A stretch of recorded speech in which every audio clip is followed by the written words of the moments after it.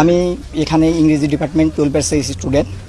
তো আমাদের এখানে যে ঝামেলাটা হয়েছে, এখানে অ্যাকচুয়ালি আমাদের কর্মসূচি ছিল অবস্থান কর্মসূচি। আমাদের উদ্দেশ্য ছিল আমরা মডার্নে গিয়ে অবস্থান করব, কিন্তু আমাদের যে এখানে ছাত্র সংগঠন আছে তারা আমাদের আগেতেই জানিয়ে দিয়েছিল যে অবস্থান, ছাত্রলীগ ছিল এখানে।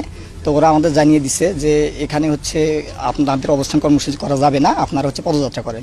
আমরা সেটাতে একমত হয়ে আমরা এখানে পদযাত্রা করার জন্য ইচ্ছুক ছিলাম, কিন্তু তারা পরবর্তীতে আমাদের আরও ফোর্স করে আমাদের যে সবার সাথে কথা ছিল আমরা হচ্ছে পদযাত্রা করে চলে আসব। কিন্তু আমাদের যখন ক্যাম্পাসের গেটে যখন চলে গেছে তখন ছাত্রলীগ সহ বাকি স্যাররা যারা আছে তারা আমাদের হচ্ছে বাধা প্রদান করছে। স্যাররা অ্যাকচুয়ালি যখন সামনে আছে তখন পিছন থেকে এবং তাদের যারা তৃতীয় পক্ষ ছিল তারা স্যারের উপর আক্রমণ করে সেই দায় আমাদের সাধারণ শিক্ষার্থীদের উপর চাপানোর চেষ্টা করছে।